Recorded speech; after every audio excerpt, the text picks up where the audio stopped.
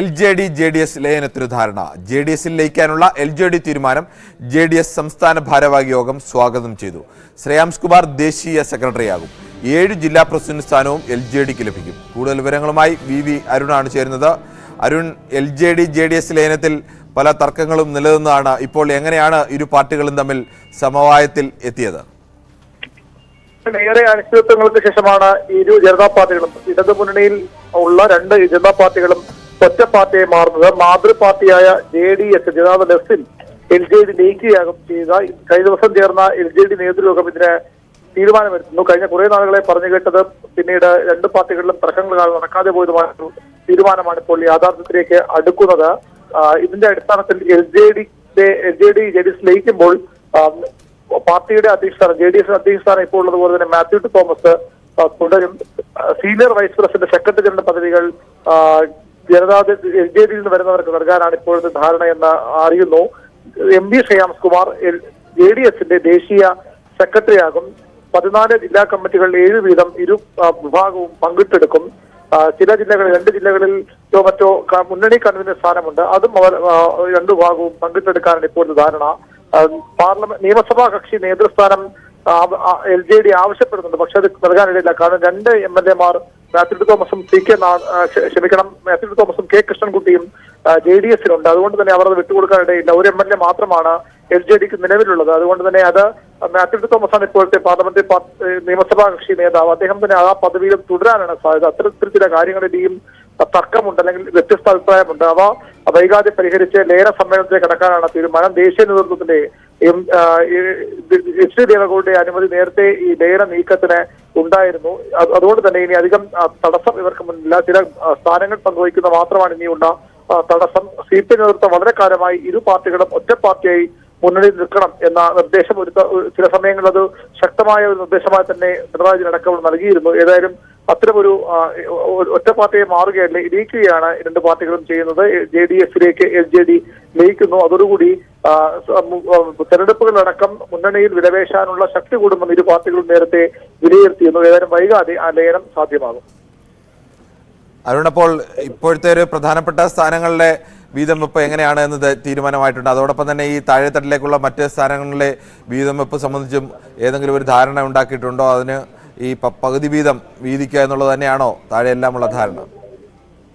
ജില്ലാ പ്രസിഡന്റുമാരുടെ കാര്യത്തിൽ അത് തന്നെയാണ് ഇപ്പോഴത്തെ ധാരണ. LJD അത്തരം ഒരു ആവശ്യം മുന്നോട്ട് വയ്ക്കുമ്പോൾ അതിനെ അവർ സ്വാഗതം ചെയ്യുകയാണ്. പക്ഷേ മറ്റു ചില പദവികളിൽ ഈ മുന്നണി കൺവീനർ സ്ഥാനം, അതുപോലെ തന്നെ നിയമസഭാ കക്ഷി നേതൃസ്ഥാനം ആർക്ക് എന്ന കാര്യങ്ങളിലൊക്കെ വ്യത്യസ്ത അഭിപ്രായങ്ങളുണ്ട്. കാര്യമായ തർക്കമായി വളരില്ല. ഇനി കാര്യങ്ങൾ വളരെ വേഗത്തിൽ മുന്നോട്ട് പോകുന്ന പ്രതീക്ഷയാണ് ഇരു വിഭാഗവും പങ്കുവയ്ക്കുന്നത്. ഇന്ന് JDS സംസ്ഥാന സമിതി യോഗം 7-അംഗ കമ്മിറ്റി ഇതിനെ ചുമതലപ്പെടുത്തിയിരുന്നു. ഇതേറെ കാര്യങ്ങൾ LJDയുമായി ചർച്ച ചെയ്യാൻ LJD ഒരു സമിതിയെ ചുമതലപ്പെടുത്തി ഇരുഭാഗങ്ങളുമായി ചർച്ച നടത്തിയാകും അന്തിമ തീരുമാനത്തിലേക്ക് പോവുക. ഏതായാലും ഏറ്റവും പ്രധാനപ്പെട്ട സ്ഥാനം പാർട്ടി അധ്യക്ഷ സ്ഥാനമാണ്. അത് JDS തന്നെ നൽകും. ഇപ്പോൾ മാത്യു ടി തോമസ് ആണ് സംസ്ഥാന അധ്യക്ഷൻ. അധ്യക്ഷ സ്ഥാനത്ത് തുടരും. മന്ത്രിസ്ഥാനത്തിനും മാറ്റമുണ്ടാകില്ല. K കൃഷ്ണൻകുട്ടി മന്ത്രിയായി തുടരും. നിയമസഭാ കക്ഷി നേതൃസ്ഥാനം ആർക്ക് എന്ന കാര്യത്തിലാണ് ഒരു വ്യക്തത ഇനി വരേണ്ടത്. ഇപ്പോൾ ലഭിക്കുന്ന വിവരമനുസരിച്ച് അതും വിട്ടുകൊടുക്കാൻ ഇടയില്ല. പാർലമെന്ററി ബോർഡ് ചെയർമാൻ എന്നൊരു പദവി കൂടി വേണമെന്ന അഭിപ്രായവും ശക്തമാണ്. അത്തരം കാര്യങ്ങളിലൊക്കെ ഈ സമിതി ശ്രീ വർഗീസ് ജോർജ് കൂടി നമുക്കൊപ്പം ചേരുന്നുണ്ട്. ശ്രീ വർഗീസ് ജോർജ്, നിങ്ങളുടെ പാർട്ടികൾ തമ്മിൽ ലയിക്കാനുള്ള ഒരു തീരുമാനത്തിലേക്ക് എത്തിയിരിക്കുന്നു. ഏറെക്കാലമായി വലിയ ചർച്ചകളുമൊക്കെ ഉണ്ടായിരുന്നു. അതെല്ലാം പല പല തടസ്സങ്ങളാണ് മുന്നിൽ നിന്നത്. ഇപ്പോൾ എങ്ങനെയാണ് ഇതെല്ലാം പരിഹരിച്ച് 2 പാർട്ടിയും ഒന്നാവാൻ തീരുമാനിക്കുന്നത്? ഇന്നലെ LJDയുടെ കമ്മിറ്റി ഉണ്ടായിരുന്നു. ഇന്നിപ്പോൾ മനസ്സിലാക്കിയതനുസരിച്ച് JDSന്റെ കമ്മിറ്റി യോഗവും ചേർന്നിരിക്കുകയാണ്. കഴിഞ്ഞ 2 വർഷമായിട്ട് 2 പാർട്ടികളും തമ്മിൽ പലതരത്തിലുള്ള ചർച്ചകൾ നടന്നിട്ടുണ്ട്. എന്നാൽ രാഷ്ട്രീയവും ഘടനാപരവുമായ കാരണങ്ങളാൽ അത് നീണ്ടുപോയി. ഇന്നലെ LJDയുടെ കമ്മിറ്റിയുടെ യോഗം ചേർന്നപ്പോൾ LJD ഉന്നയിച്ച വിഷയങ്ങളെക്കുറിച്ച് JDSന്റെ പ്രതികരണം അറിയട്ടെ എന്നായിരുന്നു ഞങ്ങൾ തീരുമാനിച്ചത്. ഇന്ന് JDSന്റെ തീരുമാനങ്ങൾ ഇപ്പോൾ ചാനലിൽ കൂടെ ഒക്കെ കാണുന്നുണ്ട്. അതുകൊണ്ട് തീർച്ചയായിട്ടും മനസ്സിലാക്കിയിരിക്കുന്ന JDS ഒരു 7-അംഗ കമ്മിറ്റിയെ നിയമിച്ചു എന്നാണ്. LJDക്ക് ഇപ്പോൾ തന്നെ ഒരു 7-അംഗ കമ്മിറ്റിയുണ്ട്. ഈ 2 കമ്മിറ്റികളും കൂടെ കൂടിച്ചേർന്ന് ഭാവി കാര്യങ്ങൾ തീരുമാനിക്കും എന്നാണ് എനിക്ക് തോന്നുന്നത്. ഈ രണ്ട് പാർട്ടികളും തമ്മിൽ യോജിക്കുമ്പോൾ മറ്റ് പ്രശ്നങ്ങൾക്കൊപ്പം തന്നെ ഈ അധികാരം എങ്ങനെ പങ്കിടുമെന്നത് സംബന്ധിച്ചും സ്വാഭാവികമായും ഒരു പ്രായോഗിക വിഷയം തന്നെയാണ്. അക്കാര്യത്തിലടക്കം ഇരു പാർട്ടികളും തമ്മിൽ ധാരണയിലെത്തിയിട്ടുണ്ടോ? ചില പ്രപ്പോസൽസ് ഞങ്ങൾ വെച്ചിരുന്നു. അത് ഞങ്ങളുടെ പാർട്ടിയുടെ അധ്യക്ഷൻ ശ്രേംസ് കുമാർ ദേവോടാജിയെ ധരിപ്പിച്ചിട്ടുണ്ടായിരുന്നു. അതിനെ സംബന്ധിച്ചുള്ള പ്രതികരണം കൂടി എന്താണെന്ന് ഞങ്ങൾക്ക് അറിഞ്ഞിട്ടില്ല. അത് കേരളത്തിലെ JDSന്റെ കമ്മിറ്റിയിലായിരിക്കുമല്ലോ തീരുമാനിക്കുന്നത്. കേരളത്തിലെ JDSന്റെ കമ്മിറ്റിയെ തീരുമാനിച്ചിട്ടുണ്ടെങ്കിൽ തീർച്ചയായിട്ടും അത് LJDയുമായിട്ട് കമ്മ്യൂണിക്കേറ്റ് ചെയ്യും എന്ന് എനിക്ക് തോന്നുന്നു. ഇത് എപ്പോഴാണ് ഇങ്ങനെ ഒരു രണ്ട് പാർട്ടികളും ഇപ്പോൾ ഏകദേശം ഒരു ധാരണയിലെത്തിയിരിക്കുന്ന അനൗപചാരികമായിട്ടൊക്കെ നിങ്ങൾ ഒരുപാട് ചർച്ചകളൊക്കെ നടത്തിയതാണ്. എപ്പോഴാണ് ഈ ലയനം സാധ്യമാകുന്നത്? അതിന് ഒരു പ്ലാൻ ഉണ്ടാക്കിയിട്ടുണ്ടോ? അത് ഞങ്ങളുടെ പാർട്ടി നേരത്തെ തന്നെ ഒരു ഏകന സമിതിയെ ചുമതലപ്പെടുത്തിയിരുന്നു. ഇപ്പോൾ ഞാൻ ചാനലിൽ കണ്ടനുസരിച്ച് JDS ഒരു ഏകന സമിതിയെ ചുമതലപ്പെടുത്തിയിട്ടുണ്ട്. അതുകൊണ്ട് ഒരു സാങ്കേതികമായ കാരണങ്ങൾ പരിഹരിച്ചാൽ പിന്നീട് ഇരു കൂട്ടർക്കും ഒരുമിച്ചിരുന്ന് അതുമായിട്ട് മുന്നോട്ട് പോകാൻ കഴിയും. ശരി, എന്തായാലും ഈ സമയത്ത് ഞങ്ങളോട് പ്രതികരിച്ചതിന് പ്രത്യേകം നന്ദി ശ്രീ ഡോക്ടർ വർഗീസ് ജോർജ്. അരുൺ, ഞങ്ങളുടെ റിപ്പോർട്ടർ അരുൺ തുടരുന്നുണ്ട്. അരുൺ, CPMന്റെ ശക്തമായ നിർദ്ദേശം പല തവണ വന്നതാണ് ഈ രണ്ട് പാർട്ടികളും തമ്മിൽ യോജിക്കണം, ഒറ്റ പാർട്ടിയായി മാറണം എന്നുള്ളത്. ഇപ്പോൾ അങ്ങനെ ഒരു അന്ത്യശാസനം കൂടി വന്നതിന്റെ അടിസ്ഥാനത്തിലാണോ അവസാനം രണ്ടുപേരും തമ്മിൽ ഇത്തരം ഒരു ധാരണയിലേക്ക് പെടുന്നതിനെ നീങ്ങിയത്? തീർച്ചയായും തദ്ദേശ തെരഞ്ഞെടുപ്പിന് മുമ്പ് തന്നെ അത്തരത്തിലൊരു ലയനം വേണമെന്ന നിർദ്ദേശം CPM നേതൃത്വം നൽകിയിരുന്നതാണ്. പക്ഷെ അന്നത് സാധ്യമായില്ല. തദ്ദേശ തെരഞ്ഞെടുപ്പിലും നിയമസഭാ തെരഞ്ഞെടുപ്പിലും ലയിക്കാതെ രണ്ട് പാർട്ടികളെ തന്നെയാണ് അവർ മുന്നണിയിൽ നിന്ന് മത്സരിച്ചത്. പിന്നീട് CPM നിലപാട് കടുപ്പിച്ചത് ഇപ്പോൾ ലോക്സഭാ തെരഞ്ഞെടുപ്പ് നടത്തി വരികയാണ്. സ്വാഭാവികമായും അപ്പോഴും സീറ്റ് എന്ന ആവശ്യം ഇരു പാർട്ടികളും ഉയർത്തും. അപ്പോഴും ഈ ഒരു സീറ്റ് എന്ന ആവശ്യം സാധ്യമാകണമെങ്കിൽ യാഥാർത്ഥ്യമാ ശക്തിപ്പെടണമെന്ന് ഇരു വിഭാഗവും തിരിച്ചറിഞ്ഞു. സ്വാഭാവികമായി ഒരു സീറ്റ് എന്ന ആവശ്യമെങ്കിലും അപ്പോൾ അനുവദിക്കപ്പെടുമെന്ന പ്രതീക്ഷയാണ് ഇരു പാർട്ടികൾക്കുമുണ്ട്. അതുകൊണ്ടുകൂടിയാണ് ഇപ്പോൾ അവർ ലയന നടപടികൾ വേഗത്തിലാക്കിയത്. മറ്റൊന്ന് ദേശീയ നേതൃത്വത്തിന്റെ ഭാഗത്തുനിന്നുള്ള അനുമതി ലഭിച്ചതും ജനതാ പ്രസ്ഥാനങ്ങളിൽ ദേശീയതലത്തിൽ തന്നെ പൊതുവെ ശക്തി ക്ഷയിക്കുന്ന ഒരു സാഹചര്യമുണ്ട്. അതുകൊണ്ട് തന്നെ സംസ്ഥാനത്തെങ്കിലും ഒരു ശക്തിയുള്ള പാർട്ടിയായി ഒറ്റക്കെട്ടായി മാറണമെന്ന ഒരു നിലപാട് ഇരു പാർട്ടികൾക്കും തോന്നിയതും ഈ പ്രത്യേക സാഹചര്യം കൂടി പരിഗണിച്ചാണ്. ശരി, BV ആരാണ് വിവരങ്ങൾ നൽകിയത്. നാഗാലാൻഡിലെ അടക്കം ത്രിപുര അടക്കമുള്ള സംസ്ഥാനങ്ങളുടെ തെരഞ്ഞെടുപ്പ് പ്രഖ്യാപനം നടക്കുകയാണ്. അതിന്റെ തത്സമയ സംരക്ഷണത്തിലേക്ക്. Accessible and ethical elections in these three states. Friends, we recently visited these three states from 11th of January to 15th of January and met all the district collectors, SPs, senior police officers, CS, DG, all the enforcement agencies. So we want to report back to you what is the feedback and how would we tackle this. Let me in the beginning mention that all over the country there are only few states जहां अब pre poll, during the पोल और post पोल violence बची है.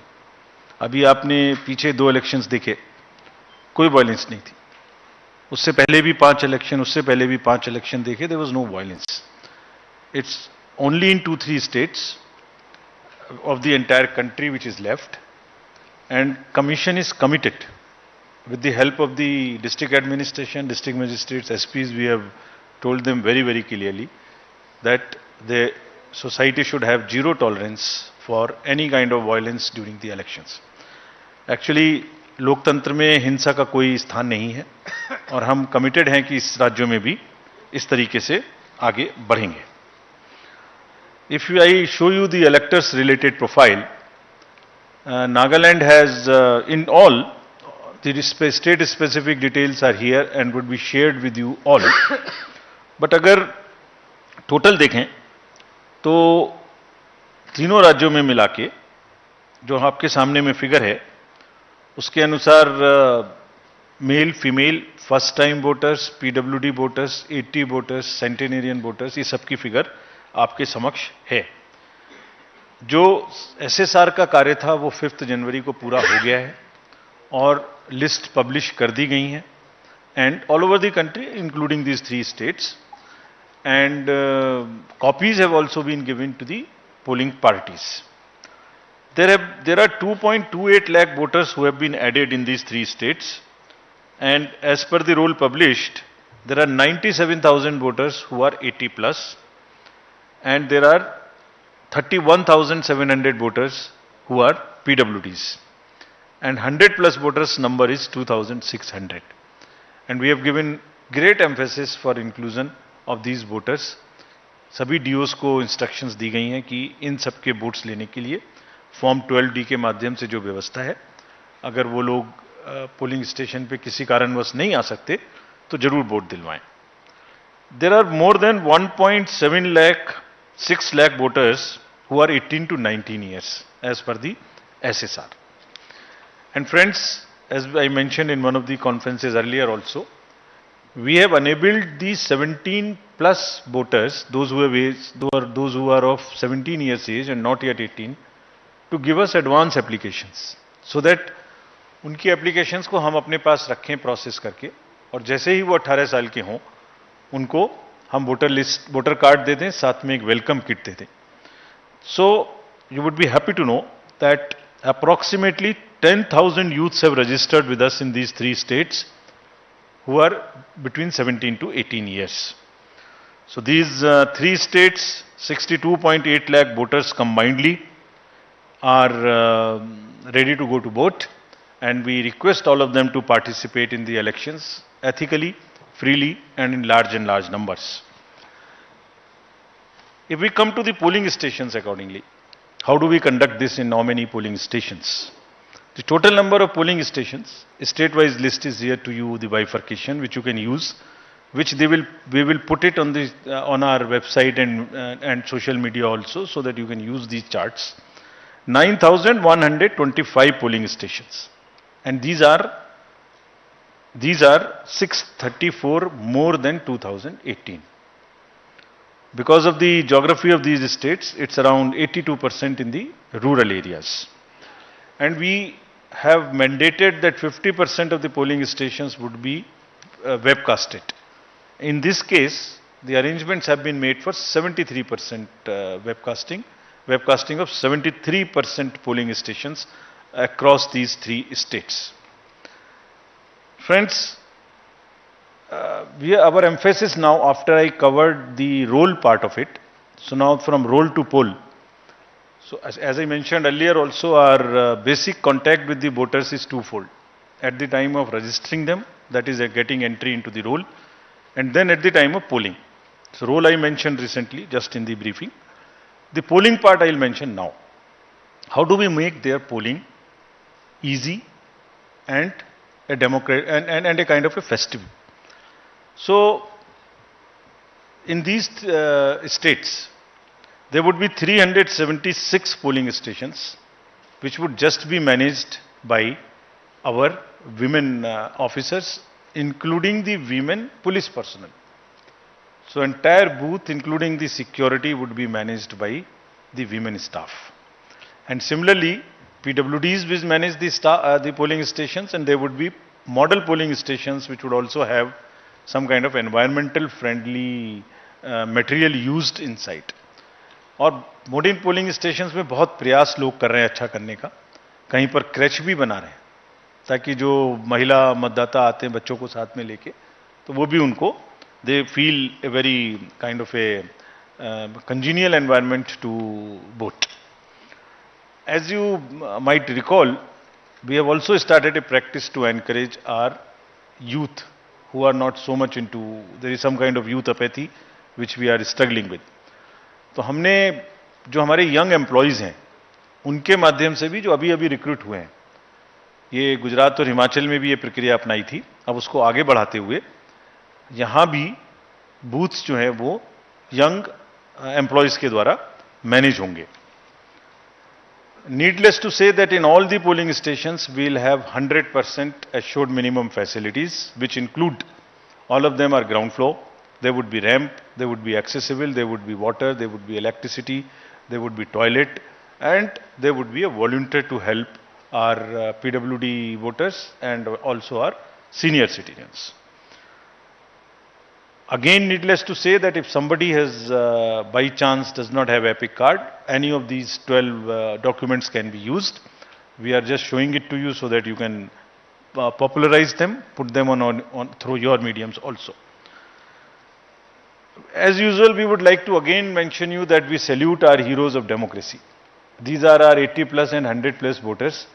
And to give you a glimpse of the beautiful states of Tripura, Meghalaya and Nagaland, these are our old voters, very respected voters, very happy voters.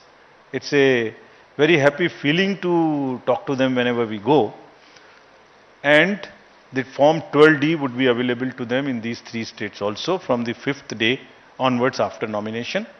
And as usual, our entire team will go and take their vote with a full security, in which the polling parties will go and the polling agents of the candidates would also be allowed to accompany. Again, this would be applicable to 2600 100 plus of our centenarian voters. The candidates or their agents would all go together, can go accompany to the house of the voter so that there is no allegation of any compromise. Just to mention here, fake news थोड़ा फैलाने वाले भी नए नए तरीके ढूंढते हैं. तो अभी पिछले इलेक्शन में एक एक्सपीरियंस आया था कि किसी ने कहा एक कमरे में बूथ बना के और एक वीडियो चलाई कि ये वोटर्स को ओल्ड एज के कंप्रोमाइज हो गया, वोट कोई और डाल रहा है. तो इंक्वायरी कराई तो पता लगा कि वो तो कोई और जगह थी. तो हमने इसके लिए एक नया और रास्ता निकाला है. वो जैसे जैसे नए तरीके ढूंढते हैं हम भी काउंटर करते हैं.